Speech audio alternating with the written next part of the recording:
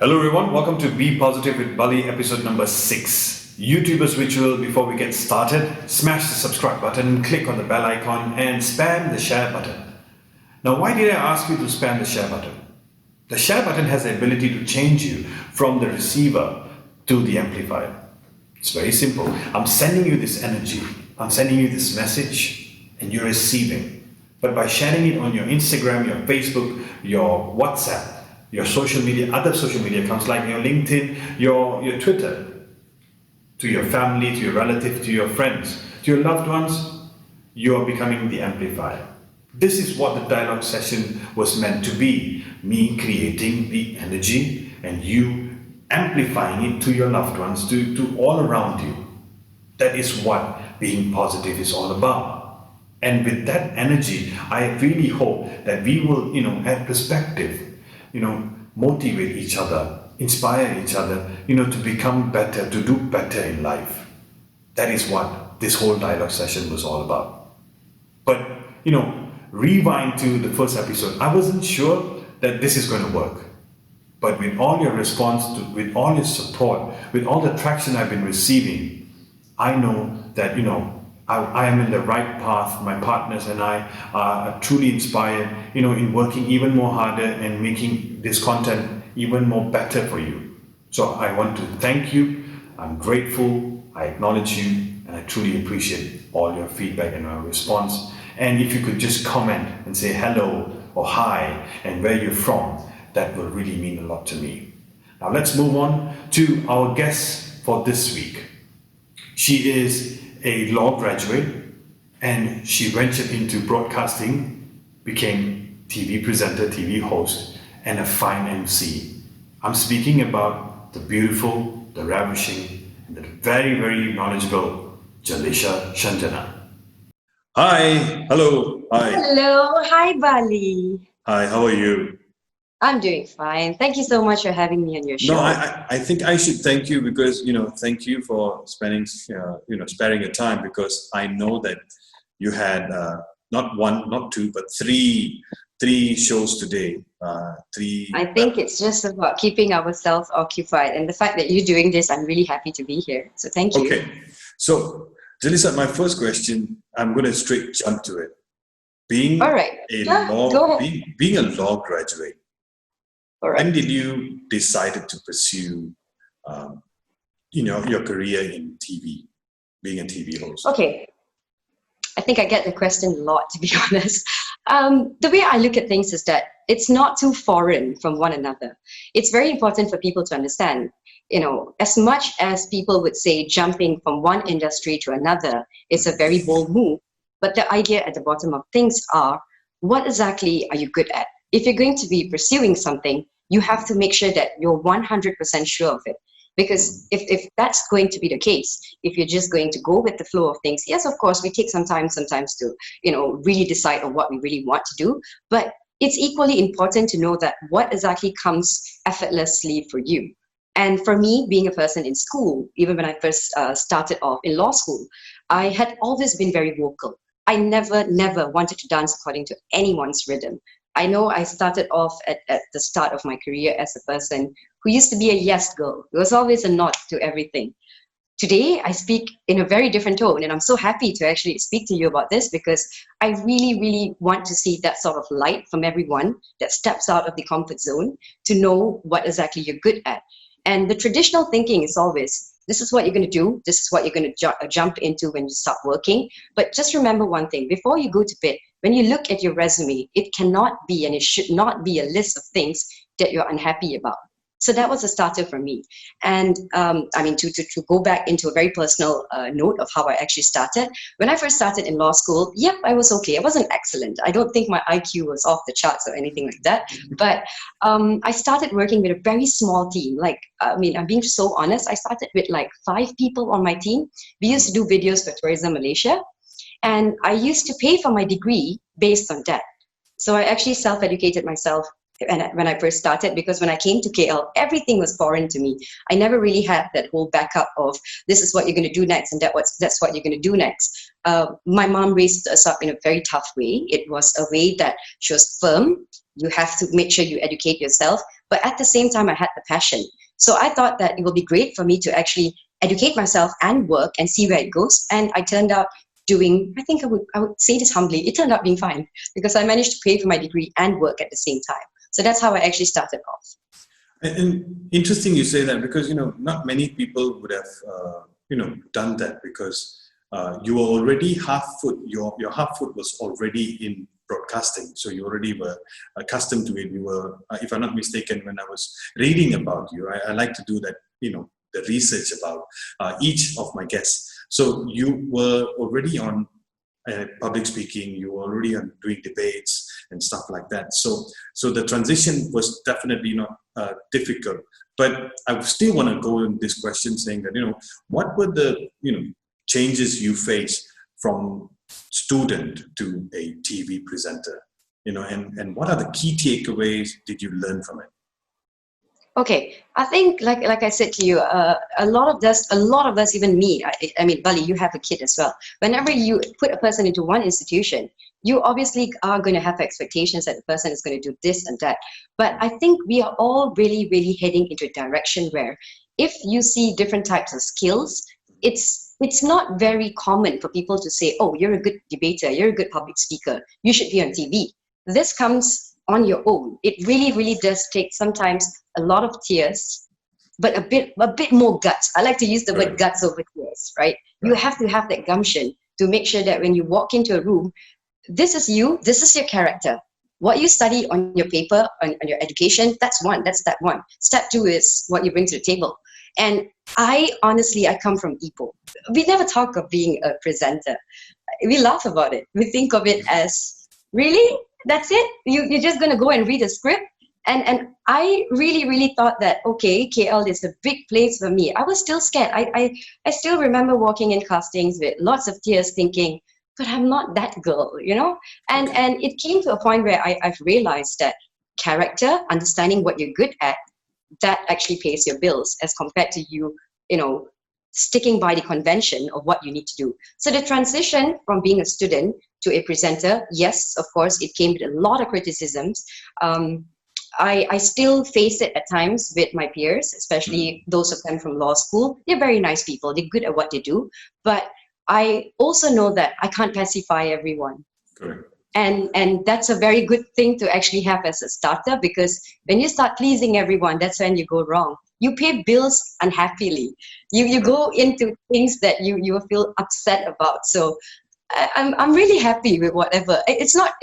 I'm not really at a place where I would say I'm 100% genuinely happy, but it's the journey. It's really just the journey that keeps me so happy every single time whenever I get onto a job.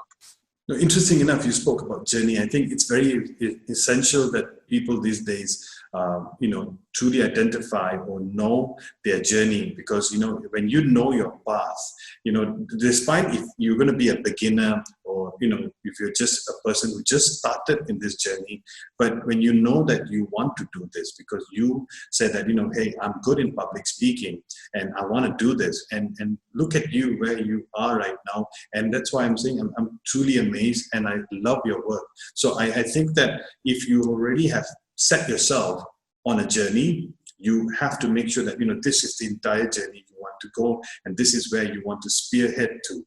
But now, speaking about public speaking, being passionate in public speaking, do you have any other secret talents? Okay, honestly, I think when it comes to talents, I am still very young. I am still discovering things. I am still at the journey where I could be. Well, one thing is for sure, I'm not a TikTok person. That's not the kind of talent I'm interested in at all, right?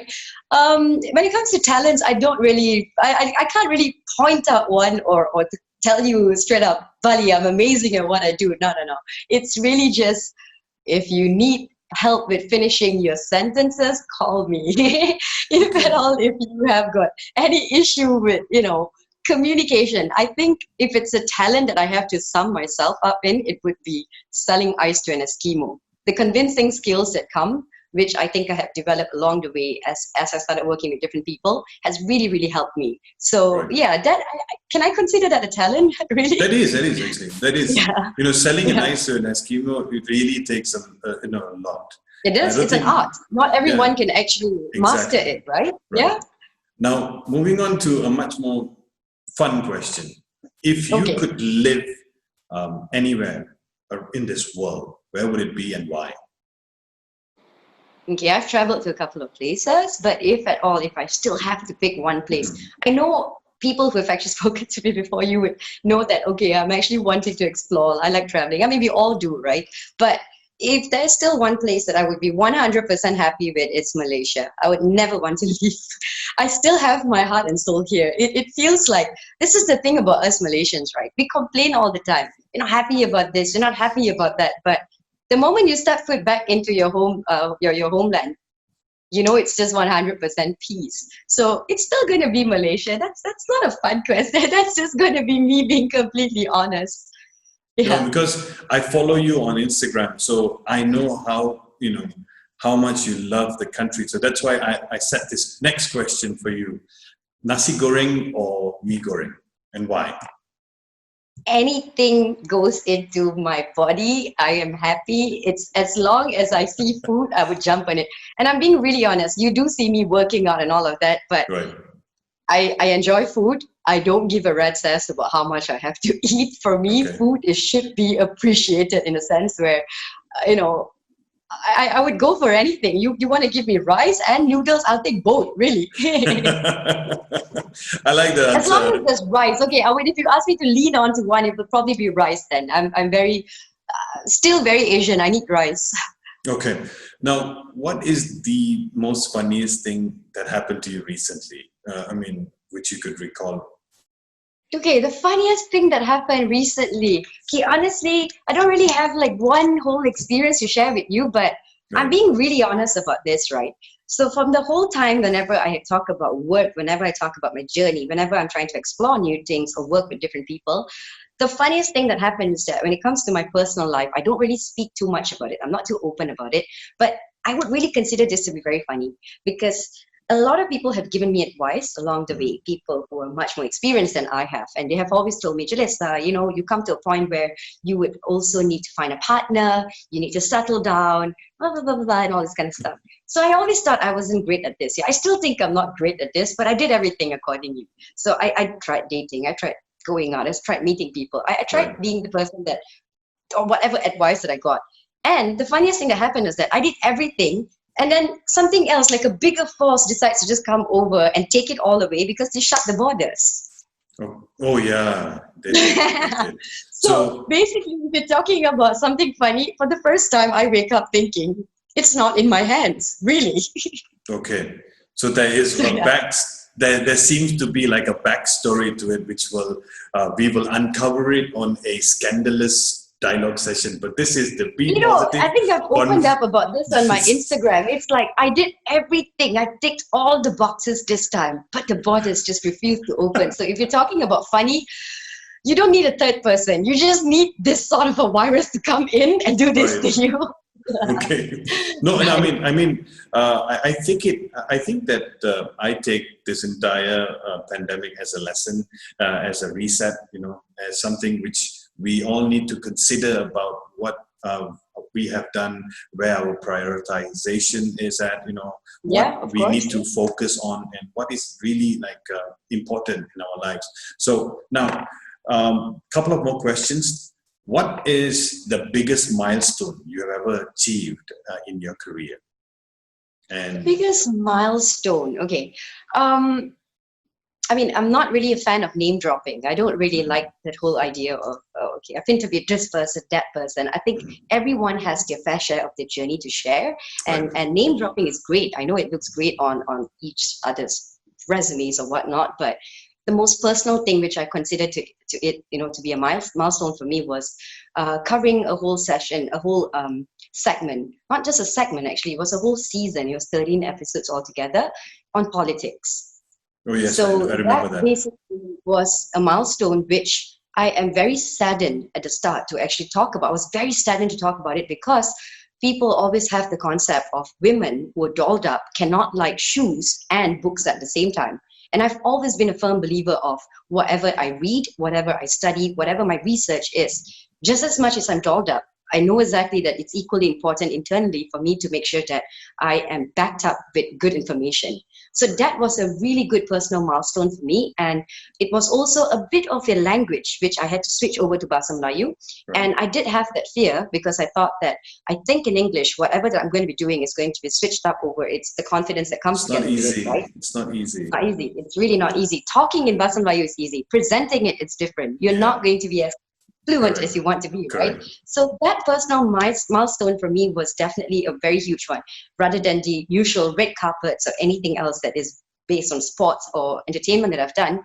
Politics was, if I were to list down everything that I have actually learned from other places, it was exactly the foot that I put into, which I'm so happy with, because it really taught me a lot. And yep, so if I have to name one, it would definitely be that.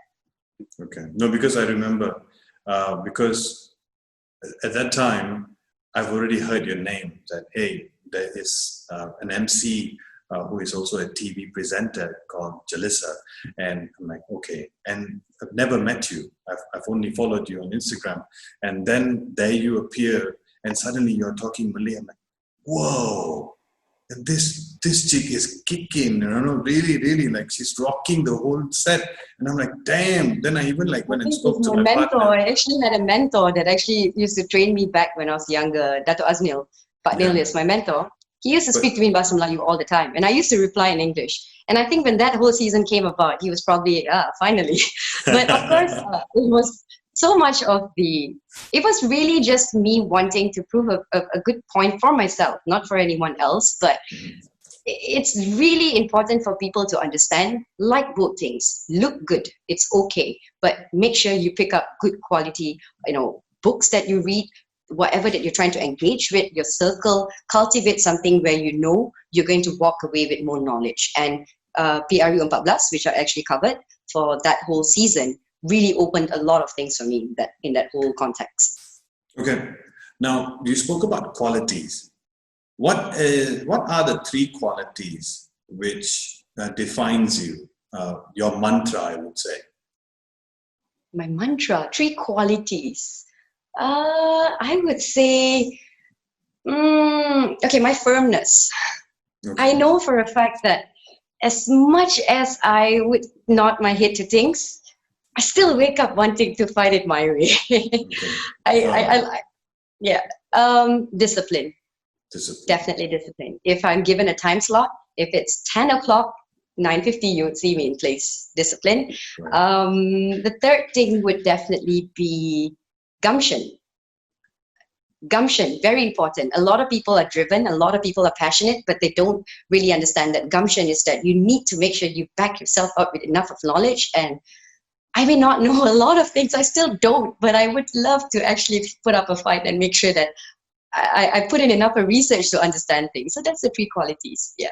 Wow, interesting. So it's firmness, discipline, gumption. Were you expecting me to say something else? I would add on. It's just that I don't know exactly what to add on compared to what I am in my daily life.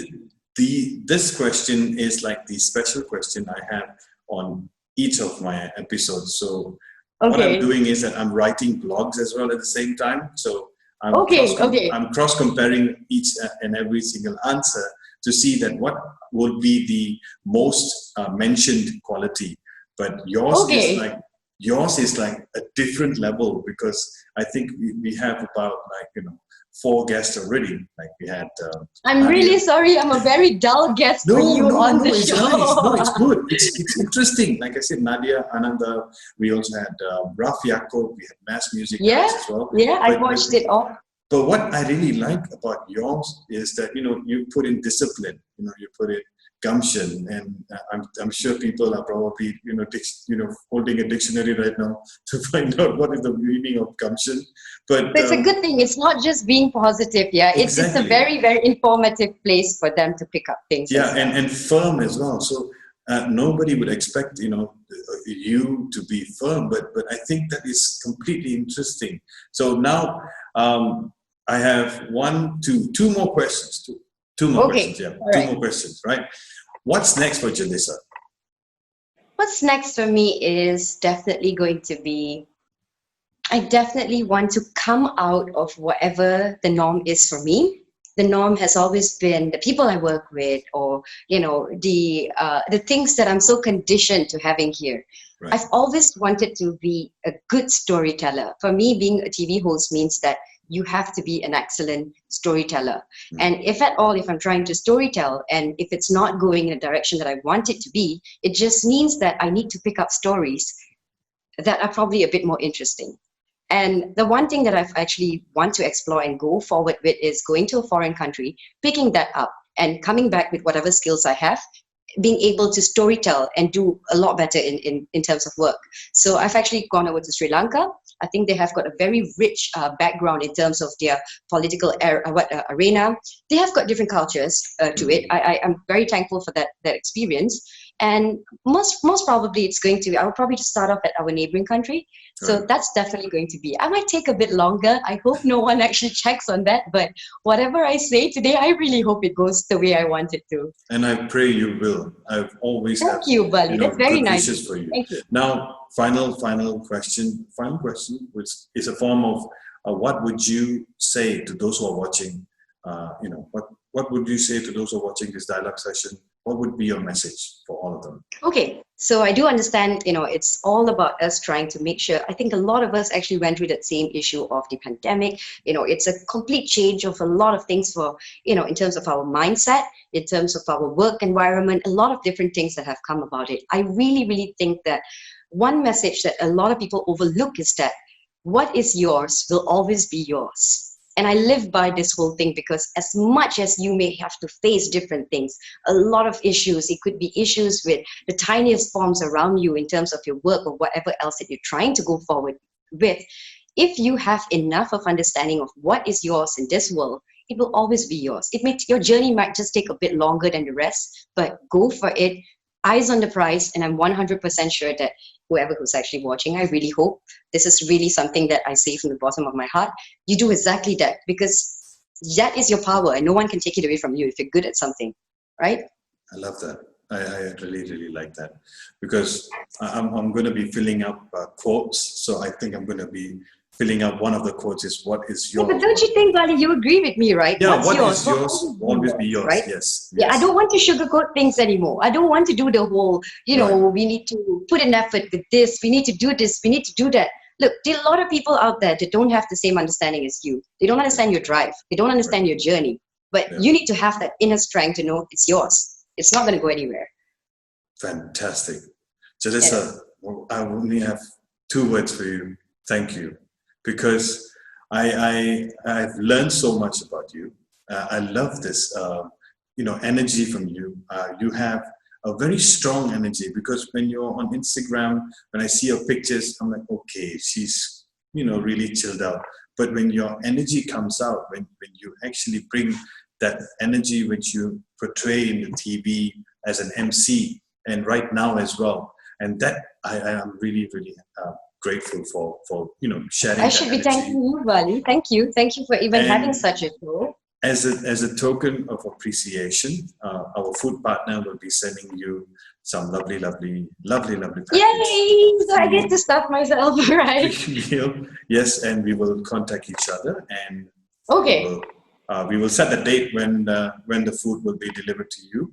And I hope you enjoy that. Very nice. Thank you. I think this is the nicest thing you can do, because when you feed a person a meal, that just means that it's larger than anything else. So thank you. Thanks a lot. And the food is by Desi Tadka. So they have a 5-generation recipe, and their restaurant will be opening very soon.